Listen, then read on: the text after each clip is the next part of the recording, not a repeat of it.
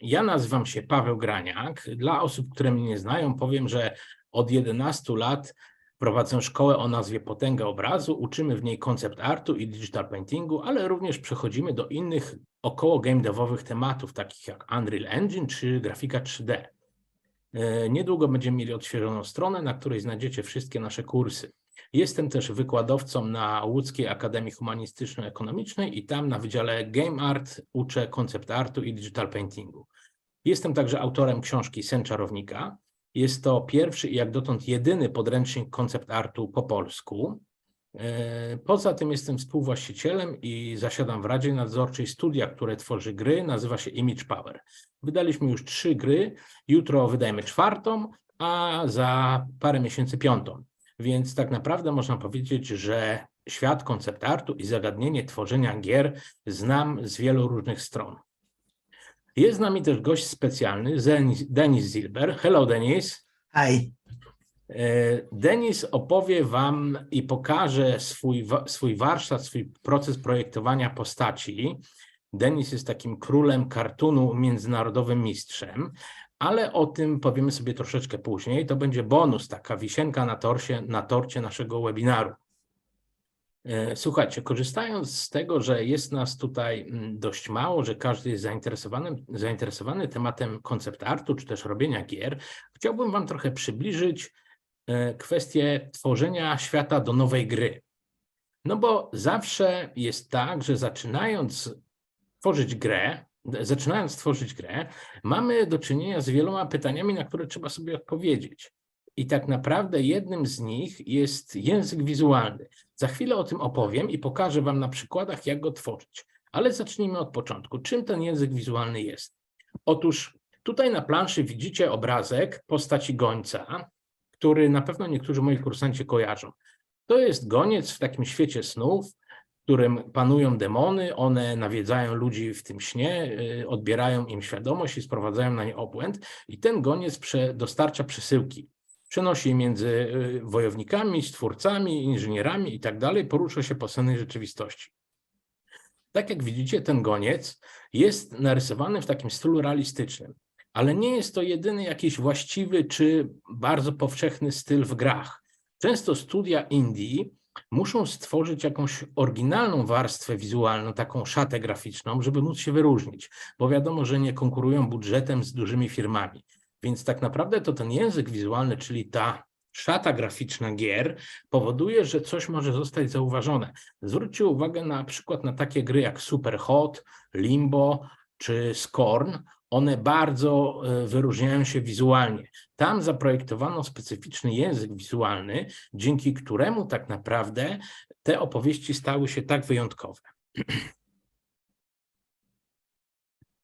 I teraz generalnie, zanim dojdziemy do tego języka wizualnego, chciałbym, żebyście się zastanowili wspólnie ze mną, od czego możemy zacząć tworzenie nowej gry. Jeżeli w grze dominujące są postaci albo jakiś bohater, to wiadomo, że zaczynamy tworzyć od tego bohatera, czyli od postaci. Jeżeli w danej grze akcja rozgrywa się w jakiejś wspaniałej krainie, która jest bardzo ważna, która jest takim bohaterem, wiadomo, że zaczynamy projektować grę od tej krainy. Możemy też wyjść od głównej mechaniki albo od muzyki i od tych innych pomysłów, jakie tutaj macie wypisane, ale to jest nie wszystko, bo jest ich tak naprawdę wiele. Załóżmy, że mamy grę, w której mamy świat, w którym głównym środkiem transportu są dziki. I ludzie urządzają gonitwy tych dzików, ścigają się, doczepiają do tych dzików kolce, one mogą tam się uderzać, mogą się ciąć i tak dalej. Więc wiadomo, jeżeli mamy taką grę o wyścigu takich dzikich jeźdźców, wiadomo, że zaczniemy projektować tą grę od tych dzików. Natomiast jeżeli mamy grę relaksacyjną, w której latamy ptakiem po wspaniałej krainie, temu towarzyszy wszystkiemu taka relaksacyjna, rozluźniająca muzyka, no to możemy zacząć projektować od tej krainy, a nawet od muzyki, która jak gdyby jest w tym przypadku taka najważniejsza, która stanowi pierwsze skrzypce. Więc tak jak widzicie, elementów, od których możemy zacząć tworzyć grę, jest mnóstwo, w zależności od tego, na co stawiamy tutaj nacisk i co jest najważniejsze dla tej gry. Później to rozwijamy. Zaczynamy od jakiegoś bohatera, później dorabiamy resztę i później tak naprawdę cały świat dalej. Dobrze jest, aby ten początek tworzenia gry bardzo dobrze przemyśleć, żeby to była decyzja taka obejrzana z wielu różnych stron, bo nieraz zdarza się tak, sam miałem również z tym do czynienia, że przy projektowaniu gry jest wielkie wow, zróbmy grę na przykład o wybuchających kulkach. Wow, dobra, robimy. I bardzo dużo decyzji pojawia się później, które trzeba podjąć, i one za bardzo nie wspierają ogólnego insightu tworzenia gry.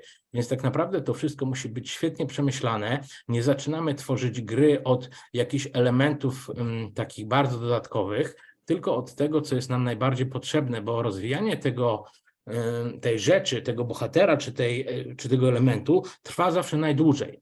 I tak naprawdę, jeżeli dobrze opanujemy taki ogólny klimat i atmosferę, to będzie bardzo dobrze. Nasza gra wizualnie się wyróżni. No i właśnie tutaj z pomocą przychodzi nam język wizualny.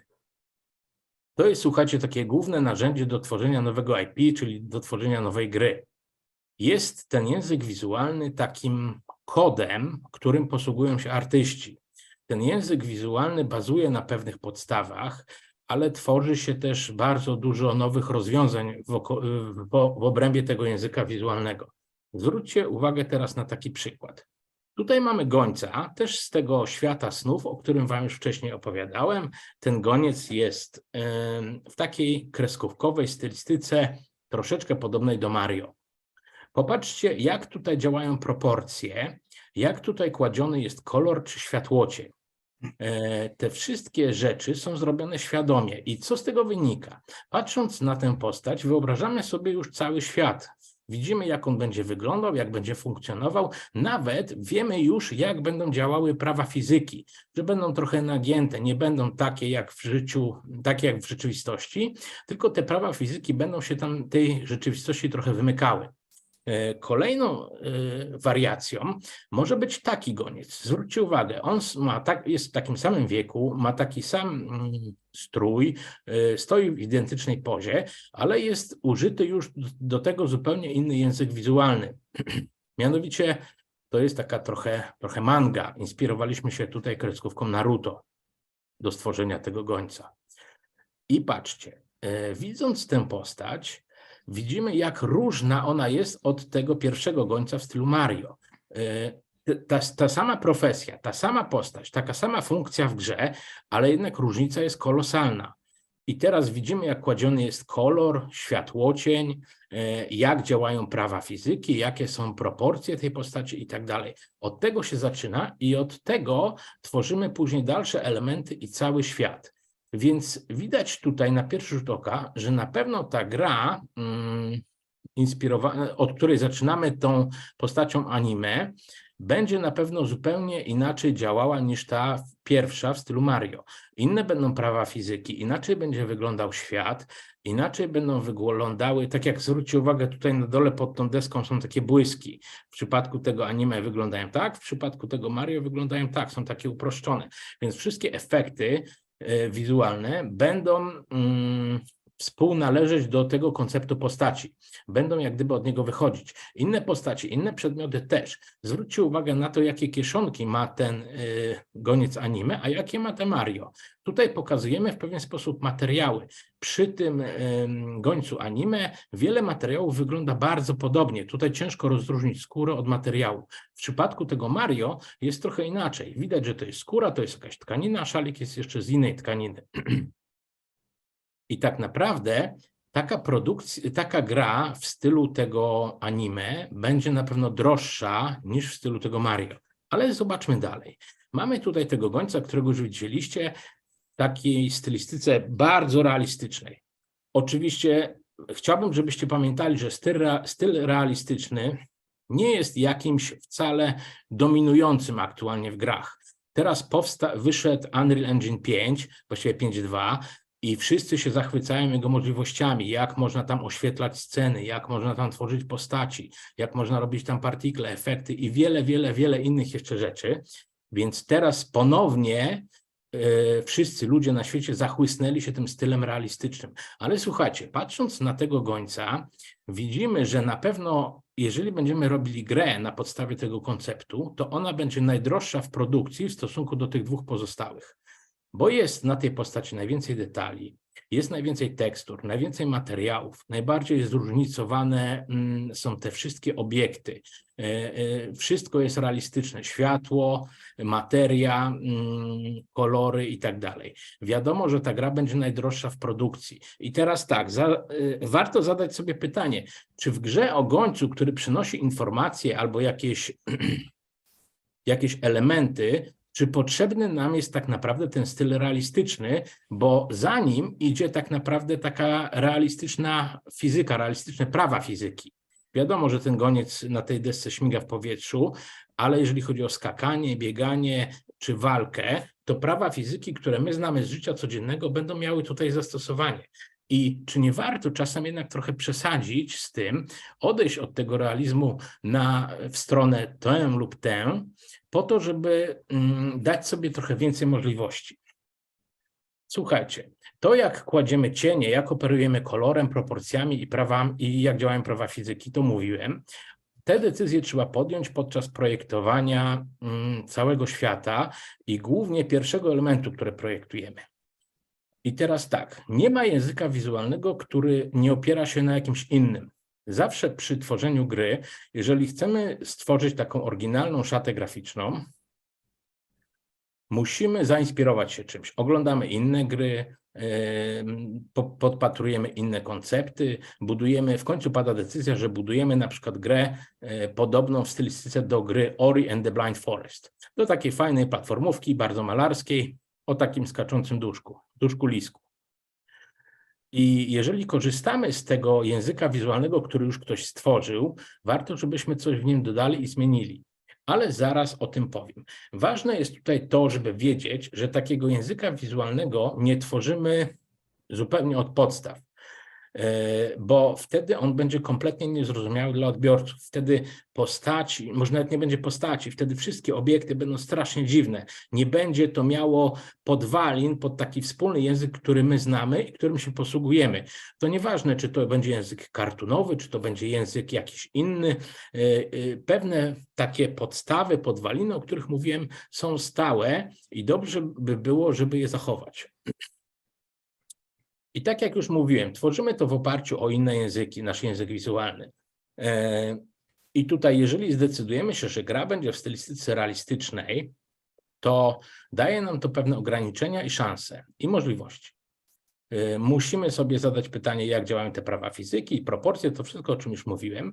I to właśnie wiąże się z tym, jakiego języka wizualnego użyjemy. Jeżeli zaproponujemy coś w stylistyce kartunowej, to też mamy do czynienia z pewnym obszarem języka wizualnego, który znamy z innych gier, komiksów, kreskówek czy filmów animowanych. I wtedy czerpiemy z tego tyle, ile chcemy, ale warto coś zmienić. I tutaj ta zasada 70:30 jest bardzo fajną i pomocną rzeczą. Jeżeli tworzycie jakiś nowy język wizualny, nową oprawę do waszej gry, to warto, żeby zastosować 70% rzeczy, które już odbiorca zna i dodać 30% rzeczy od siebie, czegoś oryginalnego i nowego. Oczywiście nie należy tego jakoś mierzyć specjalnie, bo tego się nawet nie da w żaden sposób zmierzyć. Ważne, żeby pamiętać, że trochę ponad połowa to są rzeczy, które są znane, lubiane i były już powtarzalne, natomiast trochę poniżej połowy to są rzeczy oryginalne, to są rzeczy, które dodajemy od nas. Bo w takich proporcjach tak naprawdę zbudujemy język wizualny, który będzie opierał się o coś, co ludzie kojarzą, będą potrafili ten język czytać, będą się w tym dobrze czuli, bo będą znali tam motywy, które już gdzieś widzieli, ale będzie też tam trochę oryginalnych rzeczy, coś nowego, coś zaskakującego i coś ciekawego. Nigdy nie róbmy kalki 1:1, jak na przykład gra wspomniana przeze mnie Ori and the Blind Forest. Nigdy nie kopiujmy tego języka wizualnego, który już gdzieś mamy, tylko zawsze zastanówmy się, jak go można wykorzystać i przerobić. No właśnie, wszystkie języki świata działają na podobnych zasadach. Języki wizualnie podobnie. Są pewne, w językach mówionych są zasady gramatyki, słówka i tak dalej. One się bardzo często powtarzają w różnych językach. Jeżeli ktoś uczy się różnych języków, to wie doskonale, o czym mówię. I z językami wizualnymi jest tak samo. Mamy pewną bazę, mamy pewne archetypy postaci, na przykład mamy pewien kod kolorystyczny, mamy pewne założenia co do świata i one w wielu grach są bardzo, bardzo podobne. Dodajemy tylko niektóre rzeczy, modyfikujemy je i przekształcamy po to, żeby uczynić naszą grę wyjątkową. I tak jak mówiłem na początku, powtórzę jeszcze raz, że studia indie, które są niewielkie i na przykład dopiero zaczynają, mają ogromną potęgę w tym, żeby stworzyć oryginalny język wizualny, taką szatę graficzną i stworzyć grę, która zostanie zauważona i dobrze się sprzeda. Dlatego tak bardzo trzeba o ten język wizualny zadbać. Słuchajcie, tutaj mamy rasę, która została zaprojektowana na potrzeby naszego nowego kursu, o którym później powiem. To jest taki mig, pokojowa rasa, która żyje gdzieś tam sobie w dolince, otoczona lasem, a z drugiej strony górami. I my zaczęliśmy kombinować, jak tą rasę w ogóle zaprezentować. Chcieliśmy, żeby to był taki realizm, jednak realizm, ale dobra, jeżeli realizm, to jaki? I tutaj do stworzenia tej postaci oglądaliśmy dużo obrazów, między innymi Jana Matejki. Te obrazy jego są takie bardzo dekoracyjne, takie często przesadzone, te wszystkie stroje są takie zdobne. Stwierdziliśmy, że nasz realizm w tej grze właśnie będzie taki. Zwróćcie uwagę na szatę tego Mika, bo to jest nazwa tej rasy, na to, co ma na głowie, na całe jego ciało, jest takie właśnie dystyngowane, takie dekoracyjne, można by powiedzieć. No i dobra, mając tylko tę jedną postać, bo zdecydowaliśmy, że będziemy projektować tę grę zaczynając od postaci, poszliśmy dalej z tematem. Zaprojektowaliśmy kolejne profesje. Ten pierwszy po lewej to jest dostojnik, ten na środku to jest wojownik. Zwróćcie uwagę, że on nie ma takiego pancerza prostego jak średniowieczni żołnierze czy najemnicy, tylko to wszystko jest takie bardzo ozdobne. Ta rasa bowiem jest taka bardzo wyniosła, odważna i elegancka. Te wszystkie elementy na tym wojowniku wspierają nam opowieść o tej rasie. Od razu widać, jacy oni są. Na pewno widać, że będą walczyli z dużą finezją, są bardzo tacy rozwinięci technologicznie i zaawansowani w tej dziedzinie. Trzecia postać to jest robotnik, który jest takim górnikiem, kuje gdzieś w kopalni i też zwróćcie uwagę, jak wyglądał średniowieczny rzemieślnik, a jak wygląda ten mig. To jest podobne, powiedzmy w pewnym sensie, bo korzystamy z grupy języka wizualnego realistycznego, ale jednak jest tutaj coś dodanego od nas. Ta anatomia w postaci tych rogów czy ogona, design tych przedmiotów wszystkich, to też jest takie dosyć dostojne i eleganckie. Nie ma tych narzędzi połamanych, pordzewiałych czy poniszczonych. Oni są tak wysokotechnologicznie postawieni, że potrafią robić te narzędzia bardzo dobrze. To wszystko jest elegancko poukładane. Zwróćcie uwagę, że tutaj na piersi tego robotnika jest taki pas i on ma tutaj 3 takie mini granaty, którymi tam powodują eksplozję w tych kopalniach.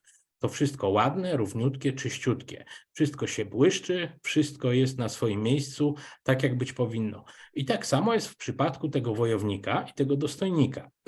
Tutaj każda z tych profesji działa trochę inaczej, ale jednak widzimy, że ten język wizualny, który stworzyliśmy, właściwie podstawy tego języka wizualnego, które stworzyliśmy, są spójne dla każdej z tych profesji.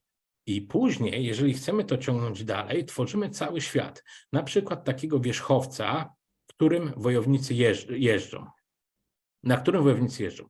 Tu na środku mamy postać wojownika, po lewej jest ten wierzchowiec. On jest specjalnie taki wielki, bo po tej sierści, która jest na głowie tego wierzchowca, wojownik wspina się, podciąga i wskakuje na siodło. Przy siodle jest taki kołczan z dzirytami, czyli z takimi włóczniami do rzucania. Za wierzchowcem widzimy trochę już świata, który został wstępnie zaprojektowany. Zwróćcie uwagę, że ten wierzchowiec również jest taki dostojny, elegancki, czysty i taki dekoracyjny. Język wizualny, który zaproponowaliśmy przy tym dostojniku, kontynuujemy dalej na wszystkie inne elementy i jest on tożsamy i spójny z tym wszystkim. Już na pewno można sobie wyobrazić cały świat, jaki będzie w tej grze. No generalnie w tej grze akcja polega na tym, że są takie 2 rasy, które się zwalczają. Ta jedna, ci mikowie, ci tacy elegancy, wykorzystują technologię księżycowego kryształu do tego, żeby przedłużać swoje życie. A jest druga rasa takich rorgów, którzy są antagonistami, chcą tą technologię zdobyć i wybić wszystkich tych mików. No i oczywiście rorgowie wyglądają zupełnie inaczej, są tacy prymitywni, bardzo brutalni, nie są już tacy zdobni, ale też robimy ich w języku realistycznym.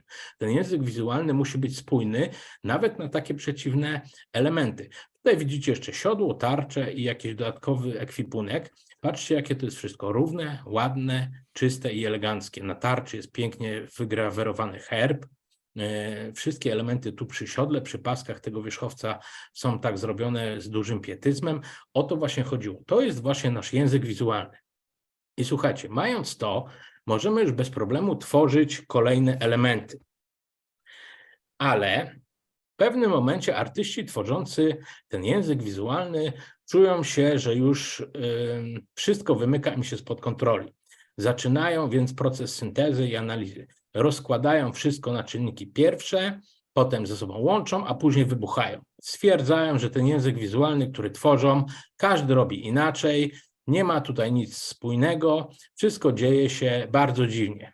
I to jest bardzo dobry moment, mówię to z własnego doświadczenia zarówno szefa działu art w Image Power, jak i byłego koncept artysty, że to jest właśnie dobry moment na to, że zaczyna wszystko działać. Jeżeli mamy już dużo elementów i one powierzchownie nie są ze sobą spójne, to tak naprawdę już jest dobrze. Bo nawet jeżeli coś nie do końca działa, można to poprawić, bo jest pewna główna myśl przewodnia, taki właśnie główny język wizualny, o który się to wszystko opiera.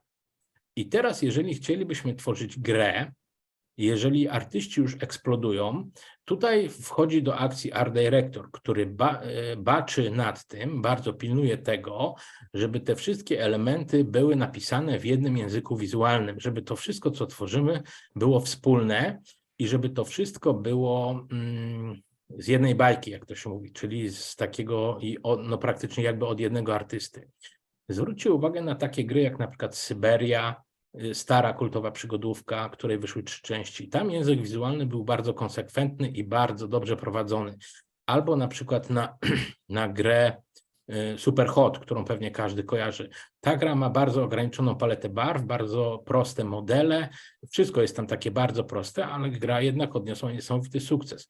Bo tak jak mówiłem, jeżeli chodzi o wybicie się małych studiów Indii, to zbudowanie tego języka wizualnego jest podstawą. Podstawą do tego, żeby móc stworzyć grę, która będzie się wyróżniać i która będzie bardzo zauważalna. I pamiętajcie o tym, żeby nie zawsze wybierać to, co oczywiste, czyli tą stylistykę realistyczną. Bo ona jest mimo wszystko trudna i bardzo kosztowna. Jeżeli wybierzecie coś pomiędzy kartunem, a komiksem, a anime, a jakimś czymś jeszcze w ogóle innym, cokolwiek, to musicie to bardzo sumiennie i tak spójnie prowadzić, żeby tam żadne elementy nie wychodziły poza ten język wizualny ustalony, bo wtedy będzie tak, jak mówimy po polsku, a niektóre słowa wtrącamy po angielsku. Brzmi to bardzo nieładnie i generalnie często i gęsto jest niezrozumiałe. Ale dobrze, słuchajcie. Jeśli więc, to jeszcze powtórzę, jeśli chcecie otworzyć swoje studio, jesteście pasjonatami, którzy tworzą gry komputerowe, jeżeli chcielibyście zacząć w ogóle przygodę z tworzeniem gier, to tak naprawdę element, na który natraficie na samym początku, to jest tworzenie własnego języka wizualnego identyfikującego grę.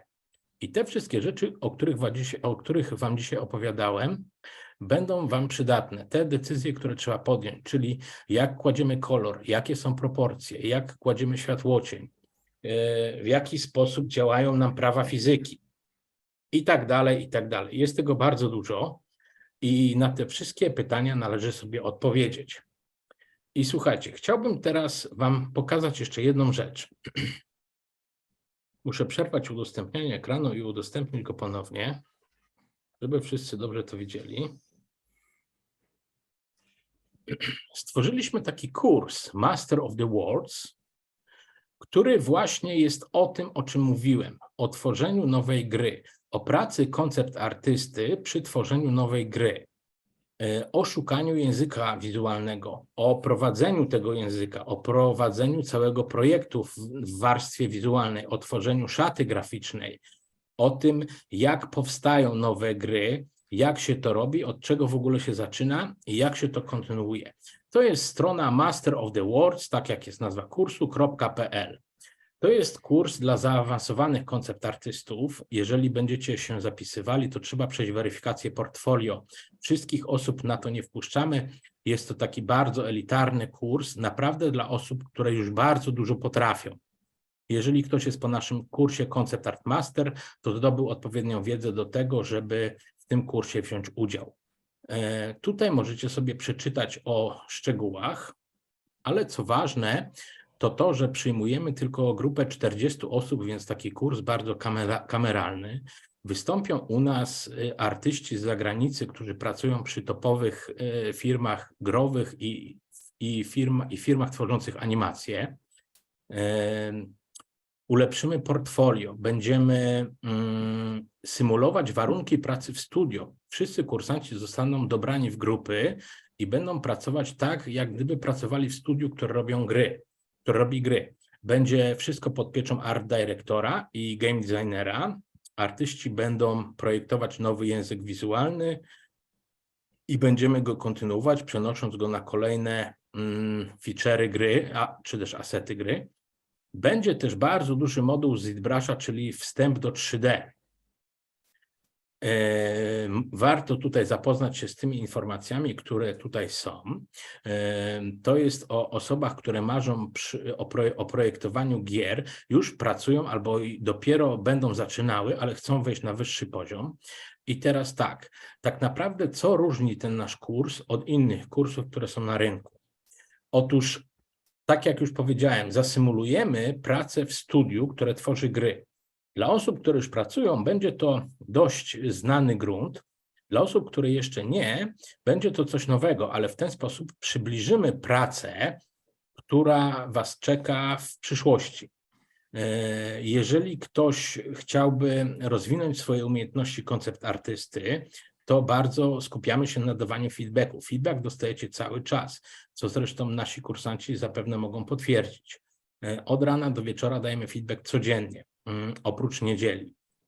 Będą spotkania 2 razy w tygodniu live, jedno we wtorki, drugie w czwartki. Jedno spotkanie będzie dotyczyło pracy w grupach, a drugie będzie dotyczyło pracy indywidualnej. W trakcie kursu poszerzycie swoje umiejętności, zarówno jeżeli chodzi o digital painting, jak i właśnie o tego ZBrush'a, o którym mówiłem, jak i o tworzenie 3D. To będzie taki wstęp do ZBrush'a i generalnie będzie tam bardzo dużo fajnych technik pokazanych, które potem będziecie mogli kontynuować dalej w domu i robić tak, że będziecie konceptować najpierw w tradycyjnym digital paintingu, później będziecie przekładać to na ZBrush'a, a później znowu powrócicie do digital paintingu. Startujemy 4 września, kurs trwa 10 tygodni. Szkolenie jest w pełni online, ale jest z dużym wsparciem mentorów. Tak naprawdę cały czas wszyscy są zaopiekowani i każdy wie dokładnie, co ma robić. Dodatkowe konsultacje Q&A, materiały w postaci lekcji wideo, ale tego będzie niewiele. Więcej opieramy się na uczeniu, a nie na oglądaniu. Dlatego też tak naprawdę będzie bardzo dużo feedbacku i będzie bardzo dużo tych spotkań online i praca w grupie. Po kursie będziecie dostawali pędzle, pliki PSD, wszystko to, co było w prezentacjach. Bardzo będziemy pracowali nad Waszym portfolio, żebyście je sobie ulepszyli i podnieśli na wyższy poziom. Tutaj mamy taki wstępny, no właściwie nie wstępny, ale już taki gotowy program. Zaczynamy od tego, czym jest wstęp do języka wizualnego, do tworzenia nowego IP. I tutaj widzicie, przez jakie elementy przechodzimy, przez jakie tematy. Przykłady prac na moodboardach, pierwsze szkice, opis świata, analiza świata i zaczynamy od tworzenia języka wizualnego. Później wchodzimy do tworzenia raz, bo też osoby, które zapiszą się na kurs, będą tworzyły w bardzo fajnym świecie grę, z fabułą, z niesamowitymi elementami, fajnymi rasami i w 2 tygodniu tworzymy właśnie te rasy. W 3 je doprecyzowujemy i kończymy, przygotowujemy elementy, wszystko będziecie prezentować na planszach prezentacyjnych, które później zasilą Wasze portfolio, które je rozbudują i spowodują, że te plansze będzie widać, że są z pewnego konkretnego projektu, że pracowaliście przy jakimś projekcie, że poznaliście proces, jak się projektuje nową grę i tak dalej. Później zadbamy trochę o gameplay, zaprojektujemy różne profesje jednej rasy. Później przejdziemy do flory i fauny, do poszczególnych ras. Będziemy bardzo dużo analizować tego, na czym opiera się nasz język wizualny i go kontynuować. Później w 6., 7., 8. module wchodzi ZBrush, czyli wstęp do 3D. Będzie zapoznanie z interfejsem, bo będzie to ZBrush dla początkujących, dla osób, które nigdy nie miały nic wspólnego z 3D. Będzie interfejs, początki rzeźbienia, później będą pędzle i blockout, później będą detale i tak dalej, i tak dalej. W kolejnym tygodniu, a ZBrusha zakończymy tym, że w pełni każdy wyrzeźbi głowę potwora z jednej swojej rasy, którą zaprojektował. Później w kolejnym tygodniu będziemy łączyli technologie 2D i 3D, będziemy te modele podmalowywać w Photoshopie, teksturować, zmieniać oświetlenie i tak dalej. I sami kursanci będą w szoku zapewne, jak wiele to 3D daje w projektowaniu, w pracy koncept artysty. I ostatni tydzień, 10, to będzie projektowanie tych ras 500 lat później. Trzeba będzie odpowiedzieć na wiele pytań, podjąć wiele decyzji, będziemy rozwijać ten język wizualny, wprowadzimy nowe technologie, zastanowimy się, jak wojna zmieniła te rasy, jak technologicznie stoją teraz i tak dalej. Oczywiście osoby, które zakończą kurs, zaliczą wymaganą ilość zadań, otrzymają pełen certyfikat. Będę prowadził ten kurs ja, Jakub Kaktus-Balewicz, Kasia Majrer i Grzegorz Gierlicki. Tu możecie sobie przeczytać o tych prowadzących. Jest teraz bardzo duża obniżka do 15 lipca, bo cena regularna to 3990 za cały kurs brutto, natomiast 500 zł zniżki jest teraz i kurs kosztuje 400 zł zniżki, przepraszam, i kurs kosztuje 3590, można zapłacić w 3 ratach. Ta atrakcyjna obniżka jest tylko do 15 lipca. Później cena wzrośnie już do ceny regularnej. Dajemy 14-dniową gwarancję. Jeżeli w ciągu 2 tygodni od startu kursu ktoś stwierdzi, że jednak to jest nie dla niego albo nie ma czasu, bo nie łączy tego z innymi obowiązkami, to zwracamy pieniądze bez pytania. Można to zapłacić w 3 ratach, 0% każda. Tutaj warto, żebyście sobie popatrzyli na nurtujące pytania, często powtarzające się, jak dołączyć, dla kogo jest ten program, czy muszę umieć rysować i tak dalej. Oczywiście kurs, tak jak już mówiłem, jest dla osób, które potrafią rysować i są już w pewnym sensie takimi zaawansowanymi osobami. Mogłyby o sobie powiedzieć, że już są koncept artystami. To nie jest kurs dla osób początkujących, to nie jest kurs dla tych, którzy dopiero zaczynają. Trzeba naprawdę już sporo potrafić, więc wybieramy tylko taką elitę, która się do nas zgłosi i ten kurs jest właśnie dla was. Jeżeli skończyliście nasz kurs Concept Art Master, dostaliście pełen certyfikat albo chociaż ten podstawowy niższy, to ten kurs jest właśnie dla was. On został zaprojektowany w taki sposób, żeby być naturalną kontynuacją tamtego kursu. Oczywiście, jeżeli ktoś nie był na naszych kursach, to nie zamykane mu są wcale żadne drzwi. Jeżeli potraficie rysować, projektować, renderować w 2D, to kurs jest również dla was. Przed zapisaniem się wyślijcie do nas portfolio i możecie liczyć na to, że portfolio każdego rozpatrzymy i zdecydujemy, czy ten kurs jest odpowiedni dla danej osoby, czy też nie. Tutaj, jeżeli chcecie zapisać się teraz, to możecie aplikować i wcale nie wiąże się to z zapisaniem ani płaceniem jakichś pieniędzy. Po prostu wyrażacie chęć wzięcia udziału w kursie, więc klikacie w to i przechodzicie od razu do aplikacji. Tak naprawdę tak jak mówiłem, nie równa się to zapisom, tylko jest to chęć aplikowania. Dopiero później przechodzimy weryfikację portfolio, rozmawiamy o tym, czy ten kurs będzie odpowiedni i tak dalej. Moi drodzy, chciałbym teraz oddać głos naszemu gościowi specjalnemu Denisowi Zilberowi, bo ja już dosyć dużo tutaj się namówiłem. Jeżeli będziecie mieli jakieś pytania i będziecie chcieli zapytać albo mnie o coś, albo o ten kurs, albo o jakąś inną rzecz, to tak naprawdę zostawmy sobie na koniec takie pół godziny sesji Q&A na to, żebyśmy mogli porozmawiać jeszcze ze wszystkimi. bo ja teraz nie wchodzę na czat, bo nie mam tutaj do niego dostępu, więc nie widzę, odblokuję go sobie później. I słuchajcie, teraz przedłużamy nasz temat, przechodzimy do kolejnego jak gdyby etapu. Przed nami Denis Zilber. Jest to wielki król międzynarodowej stylistyki cartoonowej. Może nawet nie tyle cartoonowej, co to jest stylistyka à la Denis Zilber. On po prostu stworzył swój własny język wizualny i potrafi w nim wspaniale się poruszać, opowiada niesamowite historie, mówi o pięknych miejscach, wspaniałych bohaterach, czy ogólnie o interesujących postaciach. Denis, I introduced you to our audience, but could you tell us something about you? Okay, so frankly, I came a really long way to become an artist, because I was born in an artistic family. I was born in Ukraine, and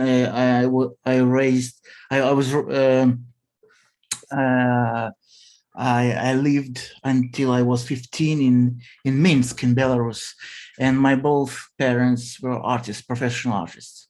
So I knew that I was going to be an artist, but I didn't know how to which direction should I take, and it took me a while until I realized what should I do, and I actually started drawing, started doing art when I was pretty grown up. I was 26 back then, so up until 26 I didn't know what to do with that. And then I started as a graphic designer. Then I moved slightly to graphic designer and web designer. Then I started to do slightly animations with Flash, Adobe Flash. It was Macromedia Flash back then. Flash animations, and I started to draw in vector and in vector software, and then with Photoshop. And somehow I started to work with as an illustrator with different newspapers and magazines, and I started to study animation, also 3D animation, and eventually I became an animator, 3D character animator, but I didn't want to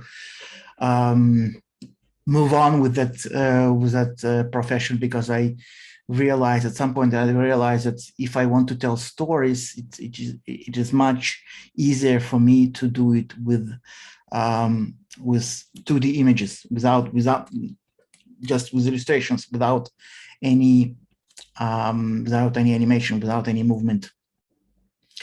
And since then, it was like maybe 10 or 15 years ago, maybe 17 years ago, I used to work as an editorial illustrator for the newspapers, magazines. I used to do a lot of advertising illustrations.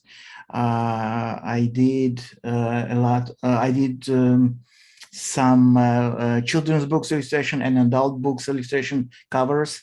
I did work with the game industry, but mostly with the board game and card game industry, not with. I also had a chance to work with casual gaming studios and mobile gaming, but much less than with the cards and board games.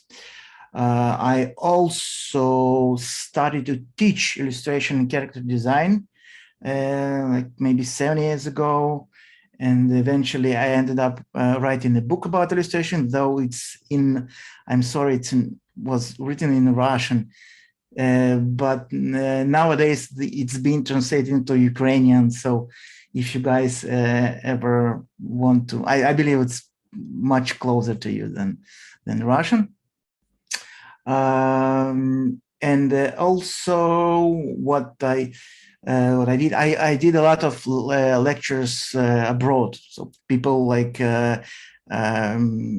different conventions and art festivals used to invite me to give some lectures on illustration, on character design, on lighting.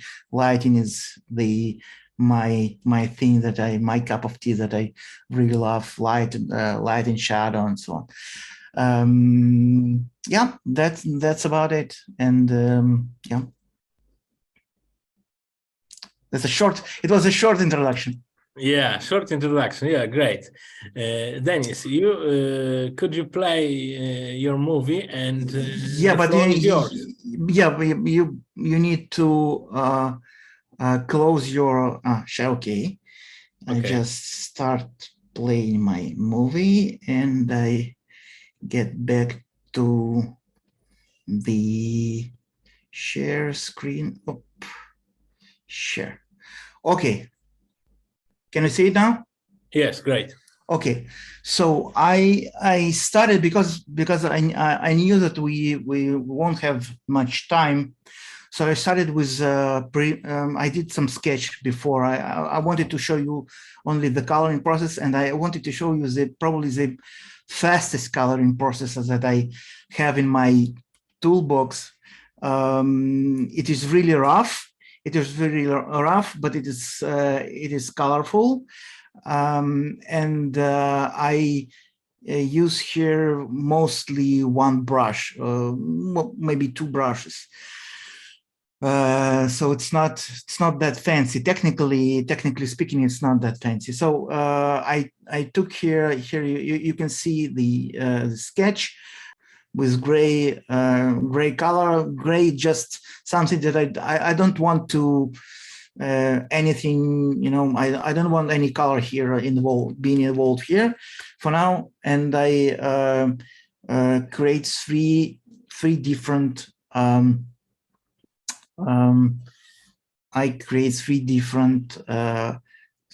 layers, and I also don't use almost don't use regular masking with the black and white.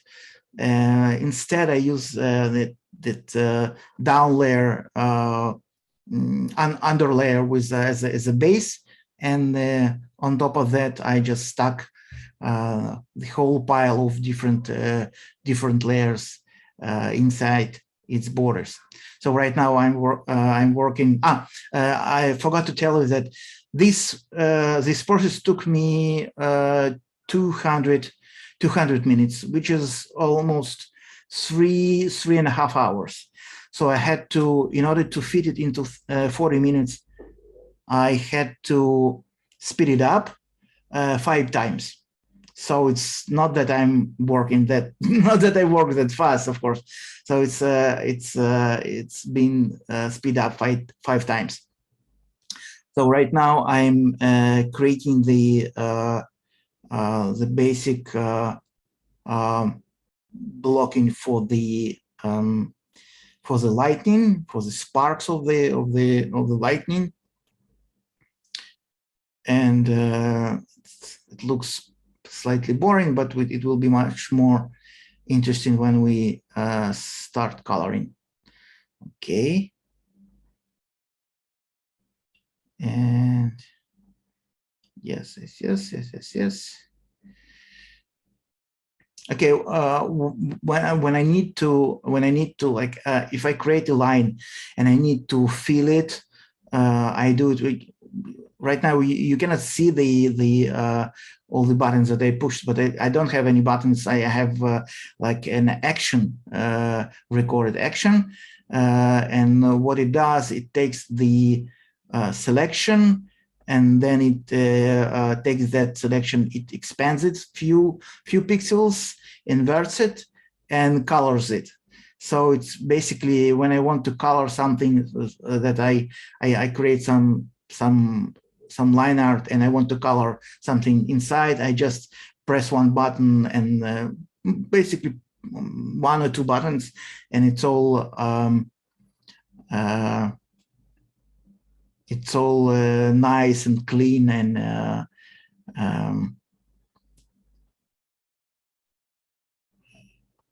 yeah, here the tongue.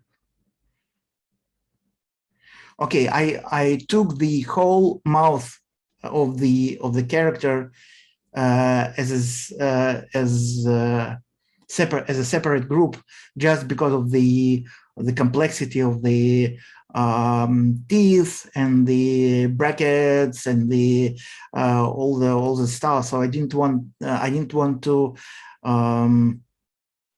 have any problems with that if I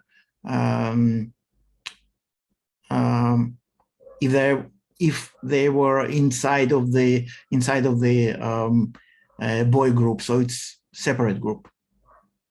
So I do have I have like 4 groups. I have his backpack group, a boy group, his mouth group separate, and the air guitar, which is really simple. Okay. I also usually create all my metal objects into one. I try. It's not always possible, but usually I try to place all of my metal objects into one layer, because metal should be. I don't want, when I paint metal, I don't want to have different highlights or different color of metal. So I need them to be in one place so I can control them better. Or, for example, if I have like a few types of metal, like I have like steel and aluminum and gold, every type of metal will be in separate layer, just so I can control all the highlights and the reflections much better. Also, I separate all white objects, or bright white or white objects in separate layer. Why? Because white is the color that reflects most of the light.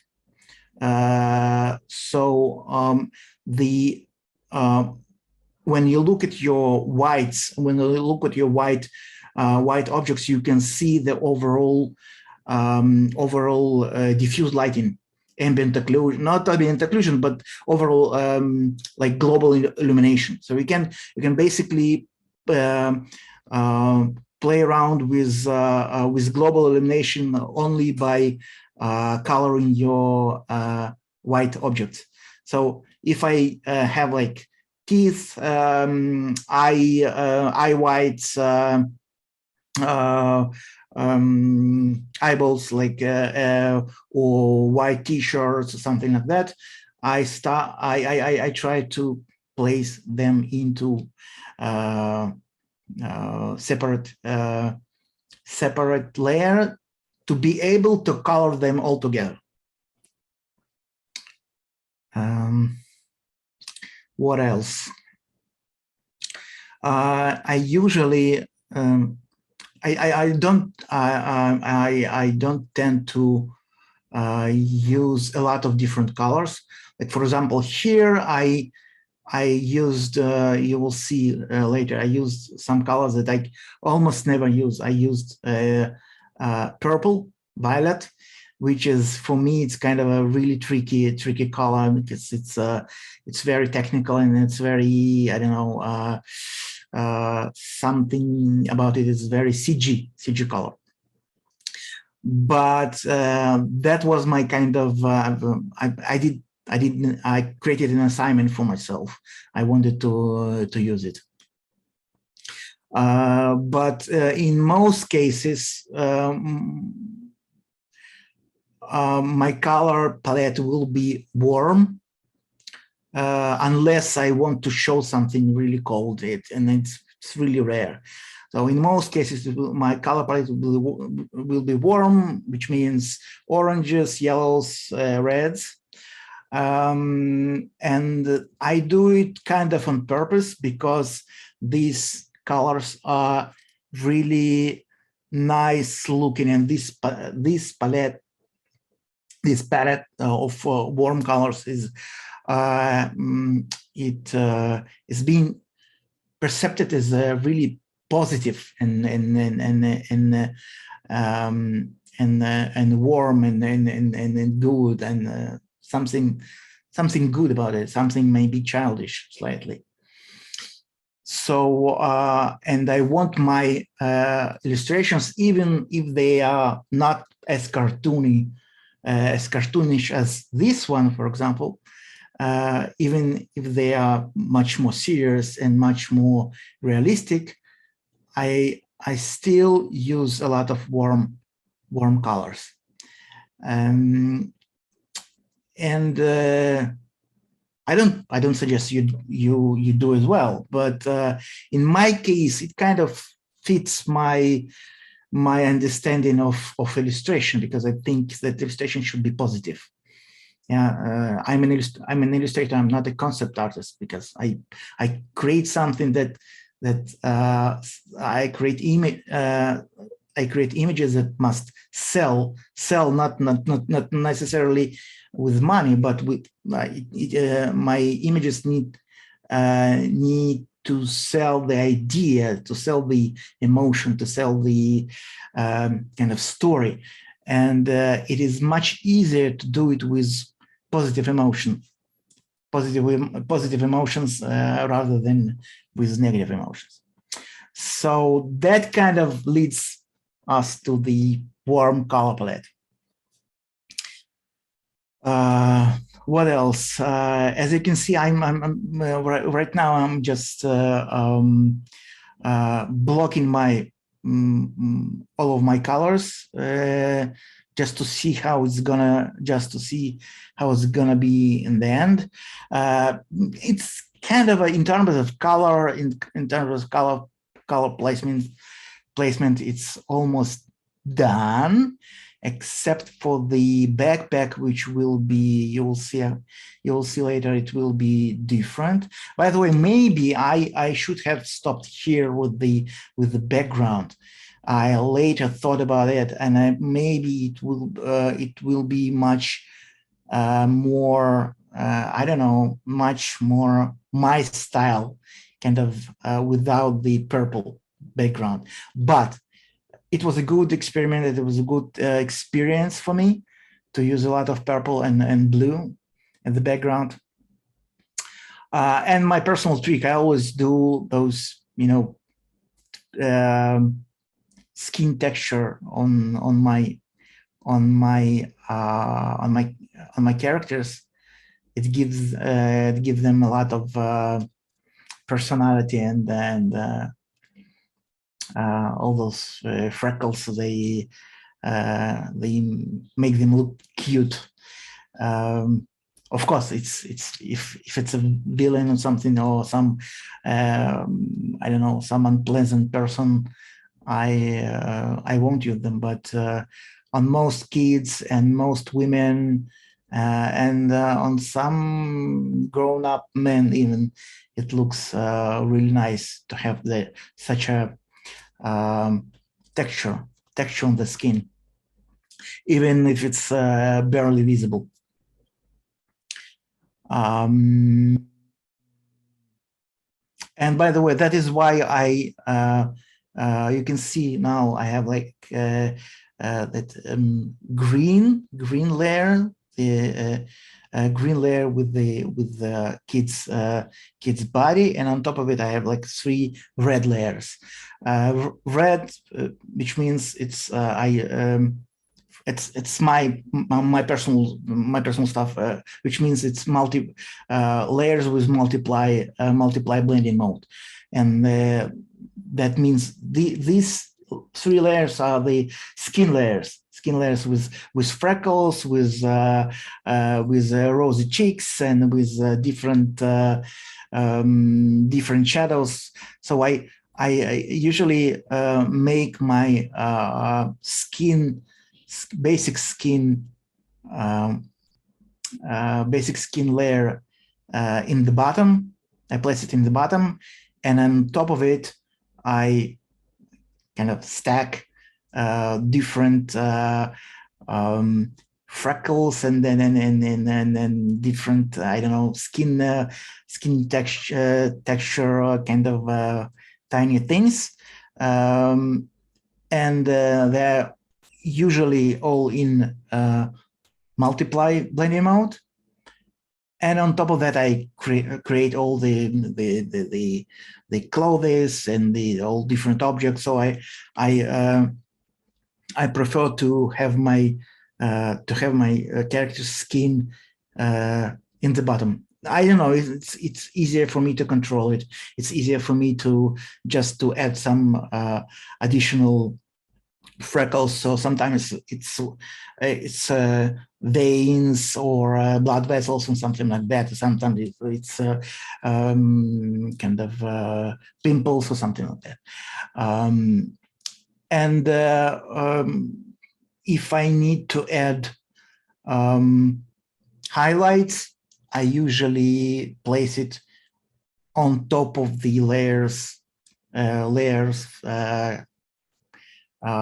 that group, of that. It's upper. It's usually an upper layer, and sorry.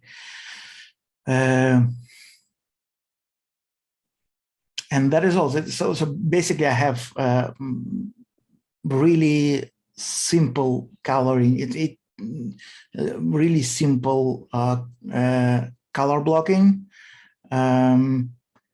Few shadows, and on with skin, freckles and blood vessels and some rosy spots, and highlights on top of it, and it gives kind of on one hand it's kind of cartoonish style, but on the other hand it has some slightly realistic vibe to it. Like it's kind of a little toy, so it looks like both cartoonish and both real, both three-dimensional, and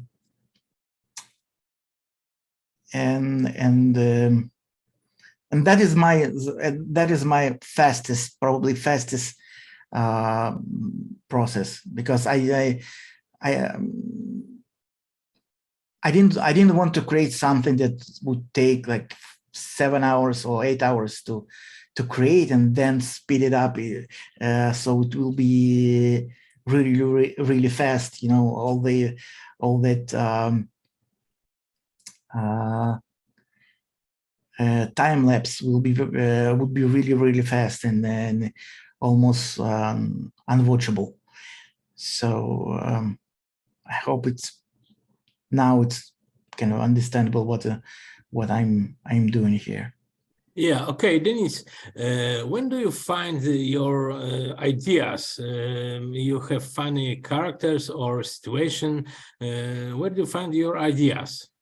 Okay, like with this guy, it took me quite a while to come up with the couple of days actually, because I wanted to create something. Well, first of all, I want to create a running boy. I just had an image of a running boy, really cartoonish running boy. So it's even the PSD file, Photoshop file called running boy 02. So I didn't want. I didn't have any I didn't have any clear picture of what this running boy should do. So I tried to think about running boy from whom? From his father, or maybe playing with I don't know, with some potato gun with his father, and or running from a dog, or doing something. So I thought maybe I need to create few boys running around, playing some stupid game. And then I thought maybe that boy won't be running, but he would be playing an air guitar, which is almost same pose, but I need to add a guitar. I need to add a guitar on top of it, and then it will be kind of slightly more interesting than just running around. And after I added the guitar, I thought, how do I show that hard rock old vibe of 80s, with something that I don't know, screaming and jumping around and playing guitar. And I thought maybe some kind of lightning bolts, like sparkles. He jumps and plays his guitar like that, and everything is explodes around him. Yeah, so, he's very happy and crazy. He's crazy. He's listening to something. He has that you'll see a bit later. He has his that pin on the backpack, and it's called AC/DC. So he's listening to some really hard rock, maybe heavy metal, something like that. So so he's a metalhead. Okay. I'm not a fan. Actually, I'm not a fan of heavy metal, but I do know many people from my generations that used to love this music, and they love it until now. So and I know how they are kind of they are really crazy people about that music. Okay, but what music do you prefer to your work?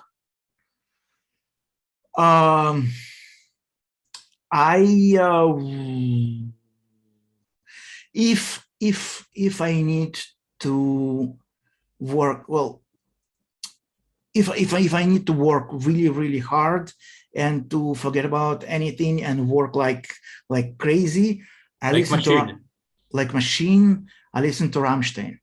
Oh yeah. I listen to Rammstein. That is probably the heaviest music I have in my playlist. But my taste in music is so blurred and it's so vague. So I can listen to medieval music. I can listen to, I don't know, waltz. I can listen to some country music and Rammstein. But if I really need to work hard, I listen to Rammstein. Okay, but we back to your illustration. This boy, in this illustration, it's a lot of personality of this boy.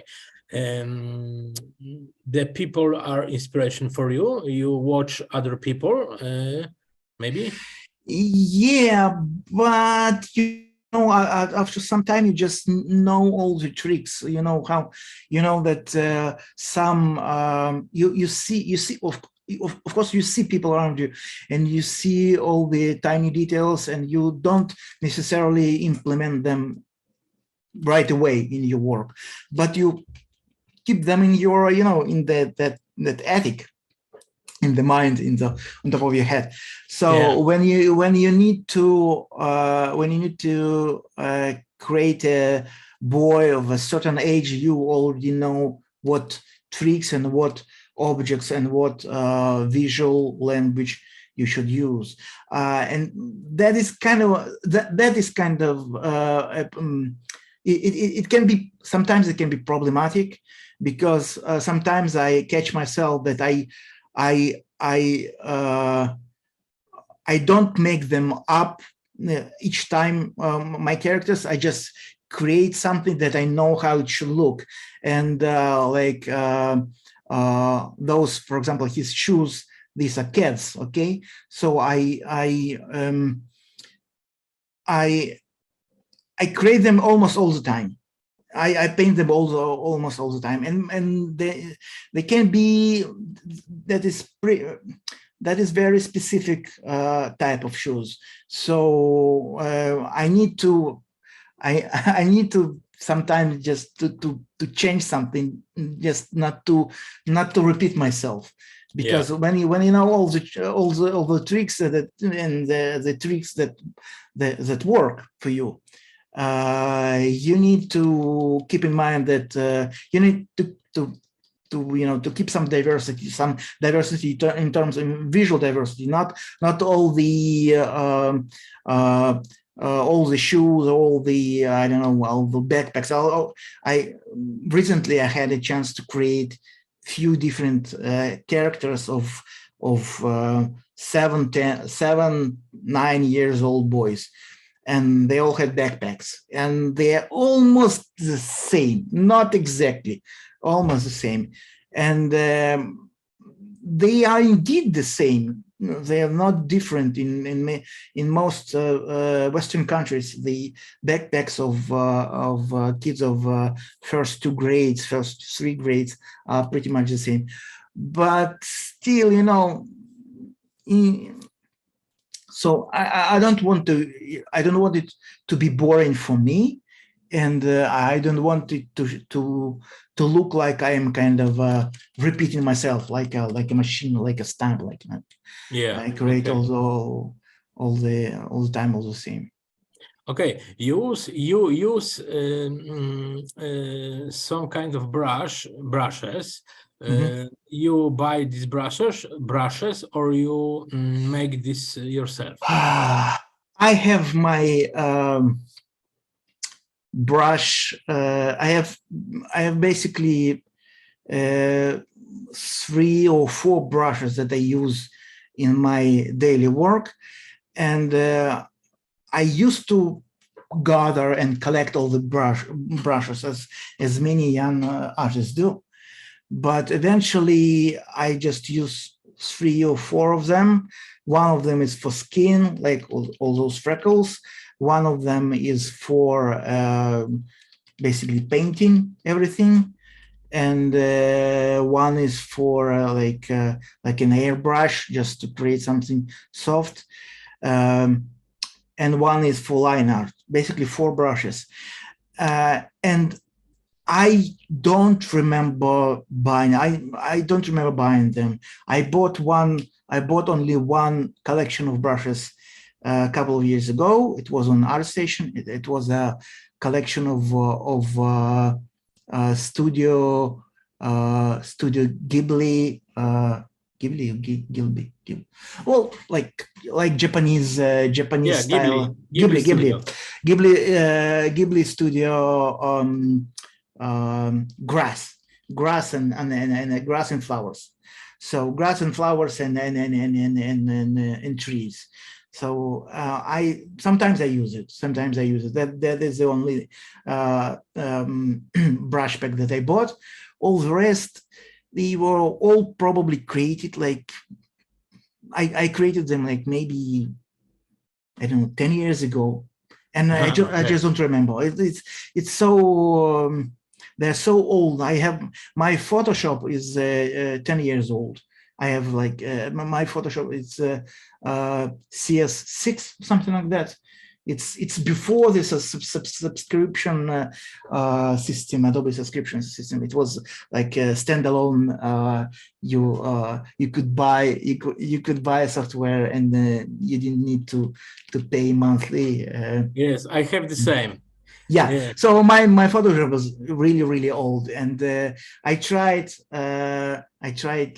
maybe last year. I tried this new Photoshop, and I didn't find anything really knew about it.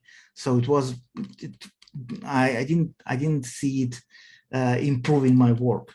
So I went back to my old CS6 Photoshop, and my brushes are all the same. 10 years ago, maybe 12 years ago. So I don't remember. I probably I created them by myself. Probably I downloaded them somewhere, but I just don't remember. But I definitely didn't buy them. Okay, now I ask our audience that they have a question for you, maybe, okay? Moi drodzy, czy mielibyście jakieś pytanie do Denisa? Teraz jest dobry czas, żebyście je zadali. Możecie pisać na czacie albo po prostu mówić. Teraz jest czas na pytania.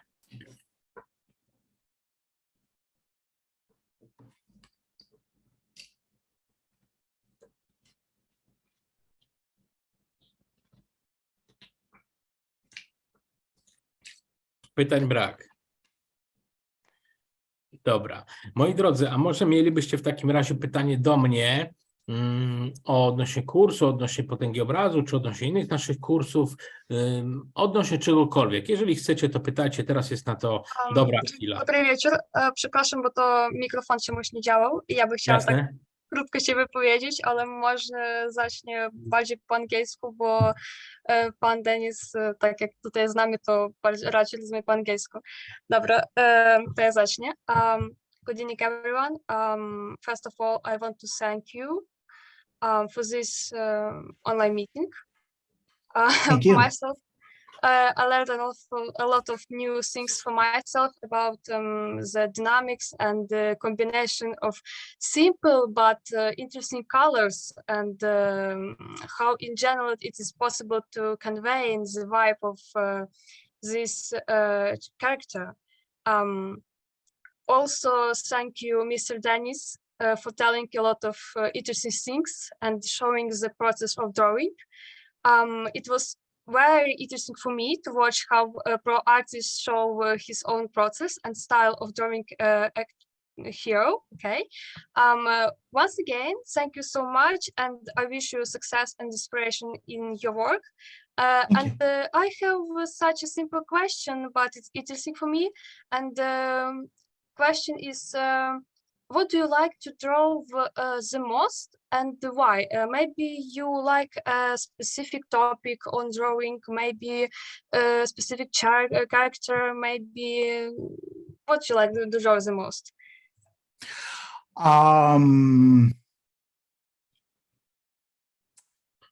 Really, I don't know. It's each time it's slightly different. The problem is that when I start drawing something, well, for example, I love that that mermaid thing that many artists around the world, they draw mermaids on month May. So I drew quite a bunch of mermaids, like maybe 10, maybe, I don't know, different mermaids in different styles with different stories. My personal problem, it's my personal problem, not yours and not everybody. It's my personal problem that I'm afraid to look like I repeat myself. So if for example, you take some artists, like, for example, you take Loish, okay? She's a really famous artist, and she knows that she paints girls, and she says that she paints girls. I couldn't do that, because if I painted girls like she does, I would be bored immediately. It's for me. For me, it's kind of it's even slightly scary, to draw something, some subject many times. But on the other hand, I do feel that when I paint children, I can. They're really expressive. They're really kind of they're really emotional. And if you paint a kid with air guitar with his mouth open and he looks like crazy, it suits the child, and you really understand the personality of the child. But for like maybe for some well-suited guy or some truck driver, it will be slightly less suitable. So I can do with children more emotional stuff with than with adult people. So answering your question, I tend not to repeat myself, so I don't have my favorite subject. But if I need to, if I really want to draw something and I really don't know what to draw, I probably would draw a kid, a boy, a girl, or maybe boy. It's kind of closer to me, but because children are very expressive and very emotional. Okay, Denis, we have. Thank you so much for answering. Okay, Denis, we have a few questions for our audience. I read this. Why did you decide that 2D illustration are better for telling your stories than animation? What do you find easier to achieve or more appealing in static pictures? Static picture can be really, you can even see it in animation, basically all animation, because I studied animation, so I know how it works. All animation is basically series of static images, you know. So when you approach your scene as an animator, you approach your scene as a static image. It should be really expressive. It should be really appealing. All those 12 principles of animation by Disney. So all of your each frame of yours should be really, really appealing. Should be really, really working, and your storytelling in each of your frames should be really perfect. But working out all those frames technically, you know, well, Disney standard is 2 seconds a day, like 50 frames a day. And for telling a 10-second story, you need like to spend a week, 5 days of really, really harsh work. Really, like I used to be an animator. I used to work on that, and it's really, really, really hard work.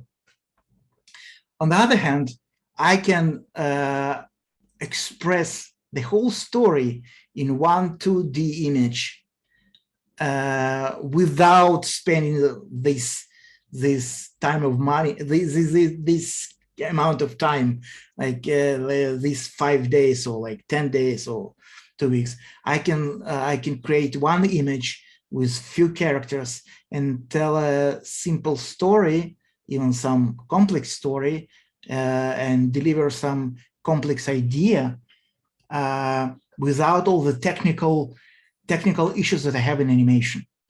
So animation for me is the same storytelling tool, but it's much more difficult and much more technical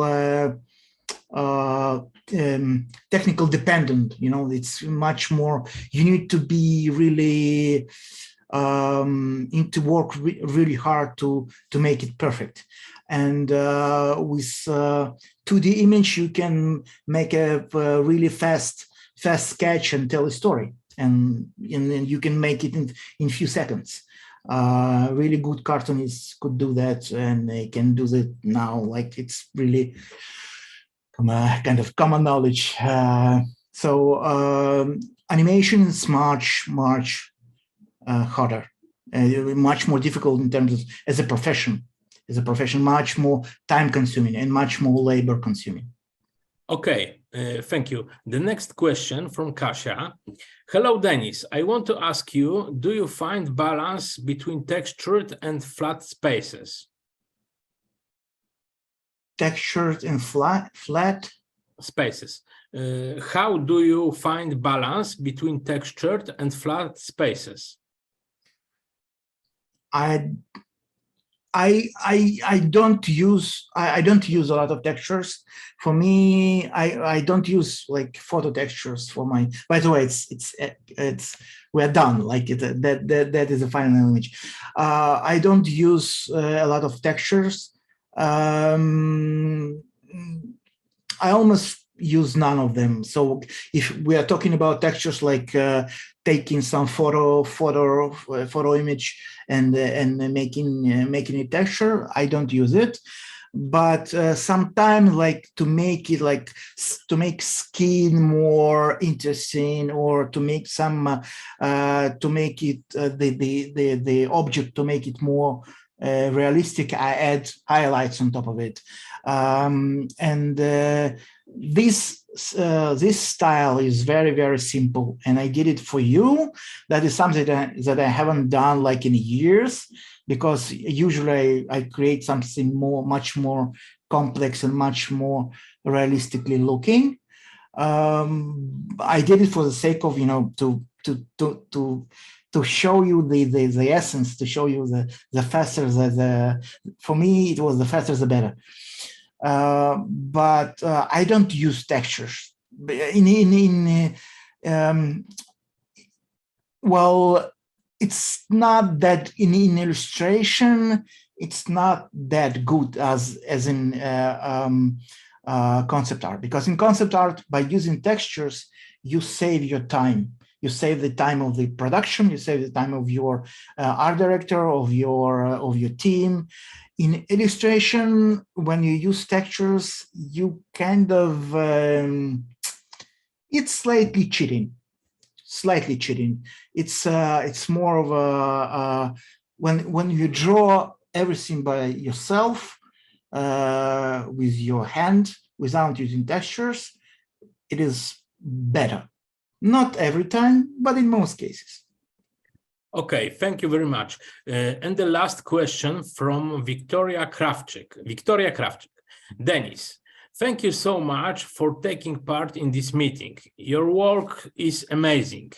How did you start working in the art industry? Where did you find your first art job? How did you start making a living of an art? Well, it was really I don't know. As I can see, it was luck, and frankly, it's a lot of luck in that industry, because I know people who got lucky and got really good clients, or got into big studios. My way was slightly different. Back then, it was maybe 2005, something like that, like almost 20 years ago. I used to draw some stuff in back then. It was before the social media, or social networks. It was a live journal, and I used to draw some stuff there, and somebody approached me there, and he wrote me a message, and there was some guy from Russian newspaper. So I drew for $50. I drew some illustration for them while working at full time at some web design studio. So I started to draw for really small projects, really small illustration for some Russian newspaper. It doesn't exist anymore. It was really short-lived newspaper. And then some guy approached me, and also from Russia, from Moscow. He had his own publishing house, and he wanted to create a series of greeting cards. So I used to work with him for 2 years, and I created like 40 greeting cards. And suddenly I became, I don't know, I didn't know that suddenly they became really popular, those greeting cards, because they're like almost like these guys that I showed you right now. They had each greeting card had some slogan and the visual representation of that slogan. It wasn't that like usual greeting cards of happy birthday or like get well, something like that. It was about different kind of wisdoms of life. So, and it kind of gave me that like playground to brush up my skills, to work on my for 2 years. I for probably like twice a week, once a month, I had to draw him a greeting card, and it became popular, really popular, because I knew that people who came to Moscow back then, like 10, 20 years ago, to buy those greeting cards and to give them to their friends or relatives. So, and that was for me like that kind of sign that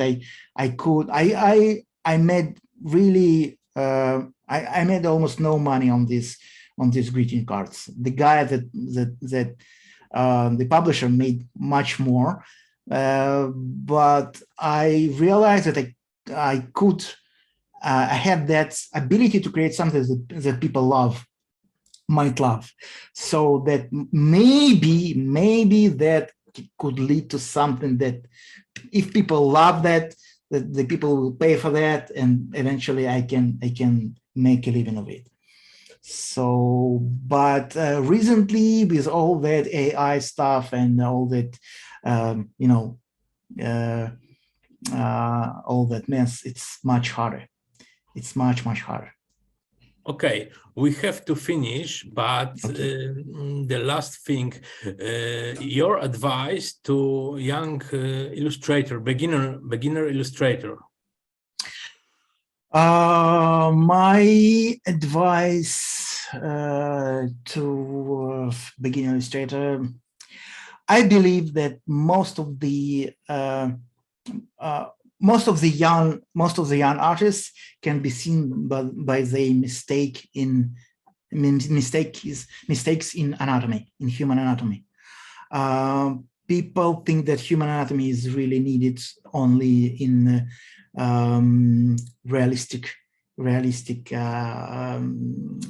painting, but all the proportions, all the placements of different joints and different volumes, it all can be seen even in the really cartoonish stuff. So if you want to look like a professional, not to be a like seasoned professional, but to look like a professional, you need to, kind of fake it to study anatomy, because all the rest you can have different approach to color, or you can use line art or not, you can use light or not, you can do whatever you want, but when it's bad anatomy, it's seen. It is really seen. It's really kind of it's really vivid.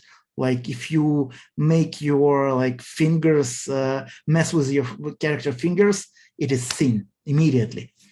So just keep that in mind.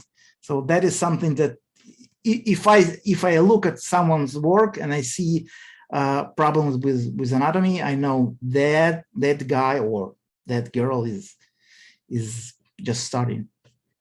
Okay, that we have to learn anatomy. Yeah. Thank you, Denis, for your wonderful presentation. You're welcome. Thank you, guys. Okay, and see you, and goodbye. Dziękujemy wszystkim serdecznie za udział w naszym webinarze. To wszystko musimy już kończyć. Z naszymi kursantami widzę się za chwilę na Discordzie. a być może z niektórymi z Was na naszym kursie Master of the Words, do którego zapisów zapraszam serdecznie. Dziękujemy, do widzenia, pa pa! Do Bye bye. widzenia. Thank you so much. Bye. Bye bye.